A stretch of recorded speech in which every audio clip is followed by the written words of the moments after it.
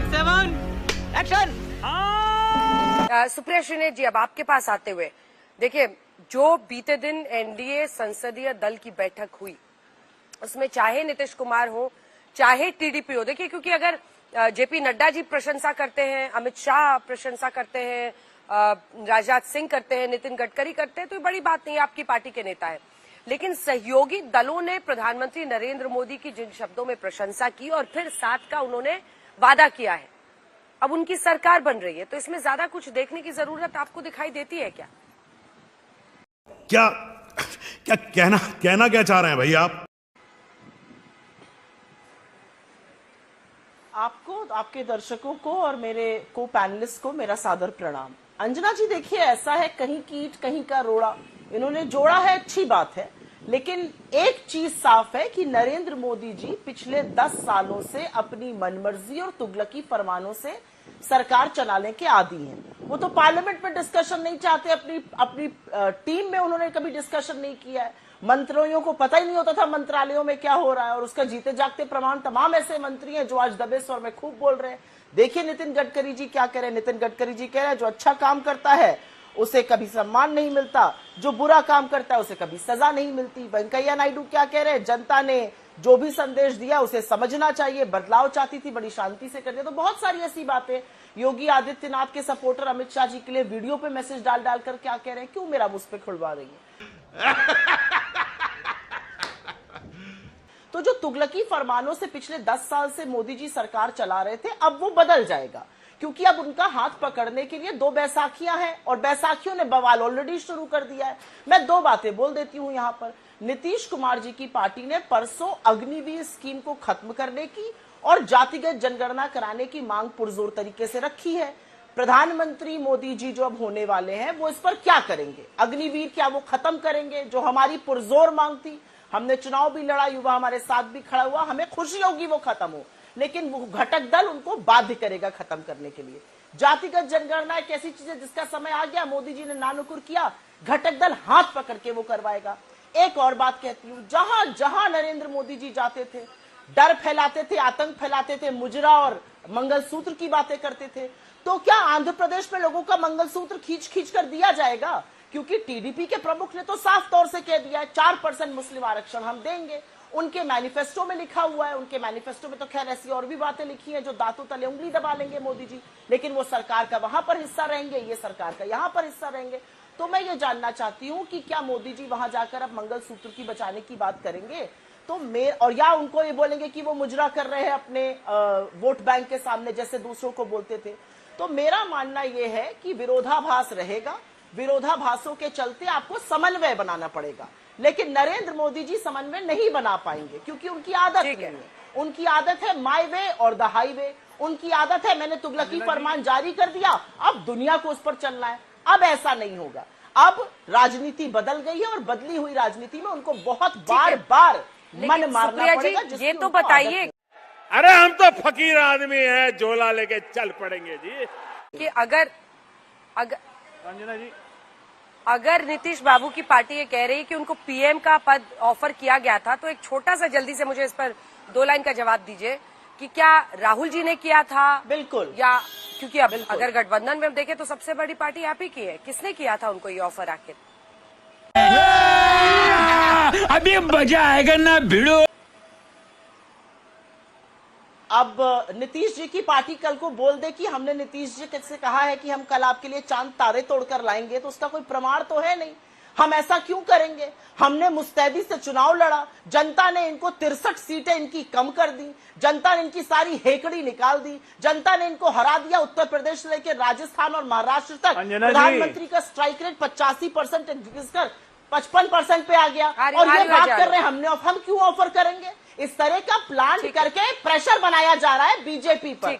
हमने अपने दम पर चुनाव लड़ा, अपने मुद्दों पर चुनाव लड़ा है, हम किसी और को क्यों प्रधानमंत्री पद ऑफर करेंगे? कम मर्यादा रखिए, थोड़ी मर्यादा रखिए। अगर पलट के मैं आपको 4 शब्द बोल दूं तो कैसा लगेगा? पर मैं नहीं बोलूंगा। ठीक है अभिषेक झा जी, अब सारा फोकस अभिषेक झा पे रहेगा, और अभिषेक झा आप कितनी ईमानदारी से बताते हैं सब कुछ, ये अब अगले कुछ मिनटों में पहले तो ये बताइए कि केसी त्यागी अगर ये कहते हैं कि उन्हें प्रधानमंत्री, क्योंकि अभी तक ये व्हाट्सएप के चुटकुले चल रहे थे कि उनको पीएम का पद ऑफर कर रही है पार्टी, उधर की कभी इधर का फोन उठा रहे हैं, कोई कह रहा है मजाक का टाइम नहीं है, नीतीश फोन उठा लो, कोई ये ठीक है। अब सुप्रिया जी इसका जवाब दीजिए। वो कह रहे हैं कि आप हर कदम पर सवाल खड़े कर रहे थे, सरकार भी बन रही है, नीतीश बाबू का साथ भी मिल रहा है, आप लोगों की उम्मीदों पर पानी फिर रहा है। जनता को आप मूर्ख समझना बंद कर दीजिए। इस प्रकार की बचकाना बातें किसी के गले नहीं उतरती, लोग मजाक उड़ाते हैं। हम हर कदम पर सवाल नहीं खड़े कर रहे थे। इनकी ऊपर की सांस ऊपर बीजेपी की और नीचे की नीचे रहती है अगर नीतीश जी एक बार फोन ना उठाए, क्योंकि पता ही नहीं है कि कब पलट जाएंगे। वो तो जो काजोल की पिक्चर थी ना डीडीएलजे वाली, इधर से कोई कह रहा पलटो, उधर से कह रहा कोई पलटो, कभी इधर पलट जाते हैं कभी उधर पलट जाते हैं, तो उधर वालों की सांसें चलती रहती हैं। हमें कोई फर्क नहीं पड़ता। असलियत ये एक फोटो आ गई थी, तेजस्वी जी उनके साथ बैठे थे, बीजेपी पूरी हिल गई, घबरा गई, अरे चाचा जी कहीं पलट तो नहीं रहे। छोड़िए उन बातों को, मैं डंके की चोट पर यहां पर कह रही हूं। सीडब्ल्यूसी के बाद एक प्रेस कॉन्फ्रेंस हो रही थी, जनरल सेक्रेटरी ऑर्गेनाइजेशन केसी वेणुगोपाल जी, संचार के महासचिव जयराम रमेश जी ने वो प्रेस कॉन्फ्रेंस करी, उनसे भी ये सवाल पूछा गया, उन्होंने इसको बिल्कुल खारिज किया, ऐसा कोई ऑफर नहीं दिया गया। ये रिजाइन एंड रीनेगोशिएशन जो कॉर्पोरेट्स में होता है वो करने की कोशिश केसी त्यागी जी कर रहे थे। अगर हम करें तो करें क्या, बोले तो बोले क्या। लेकिन केसी त्यागी जी ने ही रिकॉर्ड पर, आपके चैनल पर भी वो चला, उसमें बोला था अग्निवीर और कास्ट सेंसस, वो इनको सुनाई नहीं दिया, वो इनको पता नहीं चला। तो जब घटक दल मांग कर रहे हैं, जब घटक दल मुद्दे उठा रहे हैं, वो सुनाई नहीं दे रहा है। जब घटक दल आप पर दबाव बनाने के लिए चीजें कर रहे हैं, वो सुनाई दे रहा है। राहुल गांधी की चिंता मत करिए, क्योंकि राहुल गांधी वो शख्स है जिसके बारे में प्रधानमंत्री ने पूछा था कौन राहुल, और उसी राहुल गांधी ने आपकी दिन का चैन और रातों की नींद उड़ा दी और आपको 63 सीटों से घबराकर बैसाखी पर लाके मजबूर कर दिया। तो याद रखिएगा कौन राहुल। मेरा अपना मानना है कि प्रधानमंत्री की घटती हुई लोकप्रियता सबसे बड़ी लाइबिलिटी है, उनके तुगलकी फरमान और उनकी हिटलर शाही। इशारा कर दीजिए कौन अभिषेक झा जवाब देना चाह रहे हैं। आगे आगे देखते हैं, इशारा कर दीजिए, मेरे सामने मॉनिटर चलेगा। सही पकड़े हैं आप, कुछ भी बोलो ये नहीं सुनने वाला। बस अनुराग जी देखिए, अगर आप पूरी परफॉर्मेंस को देखें तो अल्टीमेटली ये एनडीए के जितने सहयोगी दल हैं ये प्री पोल अलायंस में लड़े हैं, चाहे वो नीतीश बाबू हो चाहे वो चंद्रबाबू नायडू हो। और ये पहली बार अलायंस बीजेपी के साथ नहीं हुआ है इन पार्टियों का। इनको ऑर्गेनिक अलायंस पीएम ने भी कहा, क्योंकि टीडीपी हो पहले भी कई बार साथ रही है, चाहे आरएलडी हो पश्चिमी उत्तर प्रदेश में वो साथ रहे हैं, जेडीयू, और अब सबने पीएम की जमकर प्रशंसा की है, पूरा सहयोग दिया है, चिट्ठी दे दी है। अब इसमें आप लोग काहे को अवसर ढूंढ रहे हैं? झूठ बोलो, बार बार झूठ बोलो, जो भी बोल सकते हैं सब झूठ बोलो। अच्छी बात है कि भारतीय जनता पार्टी के कम से कम समझ में आया कि उनका गठबंधन का नाम एनडीए है। नहीं पहले तो अब की बार बीजेपी की सरकार, अब की बार फलाने की गारंटी। कभी एनडीए का नाम कब लिया बताइए? इसके पहले 2019 में भी इनका गठबंधन की सरकार थी, जिसमें शिवसेना थी, अकाली दल था, जेडीयू भी थी, बाद में सब छोड़ के चले भी गए थे। क्योंकि ये तो सम्मान किसी करते नहीं है, तब तो नहीं कहते थे एनडीए की सरकार, तब तो बीजेपी की गारंटी दे रहे थे, बीजेपी की सरकार का नारा दे रहे थे। पूरे चुनाव भर आप कोई हमें एक होर्डिंग दिखा दीजिए जहां पे एनडीए की गारंटी लिखी हो, बताइए। मैं तो चैलेंज करता हूं, जहां एनडीए की गारंटी लिखी हो, बीजेपी की गारंटी लिखी जाती थी। इसके मतलब आपने अपने अलाई दल को कुछ समझा ही नहीं था। आज चूंकि आप धाराशायी हो चुके हैं, चूंकि जो इंडिया गठबंधन था उसने आपको औकात दिखा दी है कि आप अकेले जो अपना दम भर रहे थे, आप कुछ नहीं है। आज आपको इंडिया गठबंधन की जरूरत, आपको एनडीए गठबंधन की जरूरत इसलिए पड़ रही है क्योंकि आपको इंडिया गठबंधन ने 240 पे लाके रोक दिया है।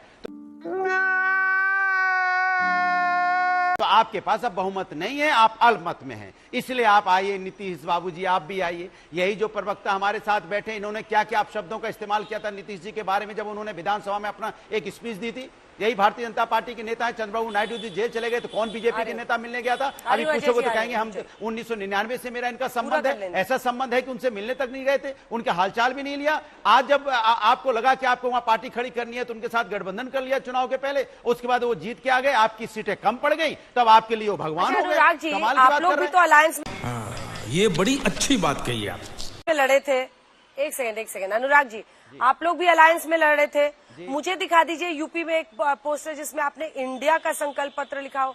अरे सबके अपने कांग्रेस पार्टी का अलग संकल्प सुन पत्र लीजिए था, अंजना जी, जवाब सुन समाजवादी लीजिए, पार्टी का अपना जवाब मैनिफेस्टो सुन था, लीजिए, सब पार्टियां तो जवाब अलग सुन अलग ही लीजिए, लड़ी थी सीट जवाब सुन लीजिए। इंडिया गठबंधन का आप बताइए, जब ये सवाल पूछा जाता था तो हम लोग कहते थे जो कांग्रेस का घोषणा पत्र है जिसमें महिलाओं को 1 लाख देने की बात थी, या हमारा घोषणा पत्र है जिसमें जो अच्छी अच्छी चीजें होंगी हम लेके उसको सबको लागू करेंगे। इन्होंने कब बोला बताइए जरा, एक बार आप बता दीजिए कि इंडिया गठबंधन का इन्होंने कब बोला कि उनकी जो इन सबके जो घोषणा पत्र सबको मिला के लागू करेंगे। प्यारी समझ गई। सरकार बन रही है अब सुप्रिया जी और शपथ ले रहे हैं पीएम। अच्छी बात है और मैं चाहती हूं कि वो जन विरोधी काम छोड़कर जन कल्याण के काम शुरू करें। वैसे भी उनके हाथ जनता ने बांध दिए। ये प्रवक्ता नीतीश कुमार को नाश कुमार कहता था और कहता था पलटी मारेंगे क्योंकि पलटू कुमार उनका नाम है। आज क्या ये हाथ जोड़कर और कान पकड़ के माफी मांगेंगे नीतीश कुमार से, क्योंकि अब तो घटक दल के साथी हैं। मैं ये जानना चाहती हूँ, नीतीश कुमार को नाश कुमार किसी ने नहीं कहा, बीजेपी के। वाह क्या सीन है, वाह क्या सीन है। खत्म, bye bye, tata, goodbye, गया।